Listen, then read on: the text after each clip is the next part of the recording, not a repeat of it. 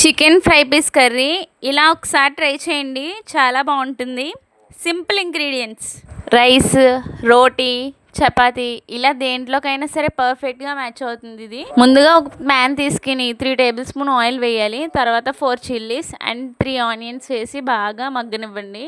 ఇందులోకి ఆయిల్ అనేది 1 స్పూన్ ఎక్స్ట్రాగానే వేయాలి, ఎందుకంటే మన గ్లాస్లో గ్రేవీలా కొంచెం బాగుంటుందని. ఆనియన్స్ బ్రౌన్ కలర్లో వచ్చాక ఫ్రెష్గా నూరు పెట్టుకున్న అల్లం వెల్లుల్లి పేస్ట్ వేసి బాగా కలపండి. ఈ అల్లం పేస్ట్లో ఉన్న పచ్చివాసన అంతా పోయే వరకు కూడా గరిటతో మెదుపుతూ ఉండండి. ఆ తర్వాత వాష్ చేసుకున్న చికెన్ వేసి కొంచెం సేపు అలా ఉంచండి. 1 టీ స్పూన్ పసుపు వేసి నెమ్మదిగా కింద నుంచి బాగా కలుపుకుంటూ ఉండండి.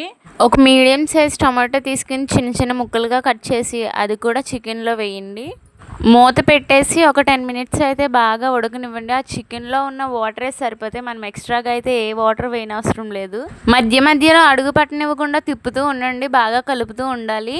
10 మినిట్స్ తర్వాత మూత ఓపెన్ చేసి చూసినట్లయితే ఈ కన్సిస్టెన్సీలో ఉంటుంది. మనం ఈ కన్సిస్టెన్సీలో ఉన్నప్పుడే రాక్ సాల్ట్ తగినంత వేసి 3 టేబుల్ స్పూన్ కారం, 1 టేబుల్ స్పూన్ ధనియాల powder and 1 table spoon chicken masala, 1 table spoon garam masala, ఈ పౌడర్స్ అన్నీ వేసి నెమ్మదిగా అడుగు నుంచి కలుపుకుంటూ రావాలి. ఇవన్నీ వేసాక ఒక 5 మినిట్స్ లో ఫ్లేమ్లో పెట్టి బాగా ఉడకనివ్వండి.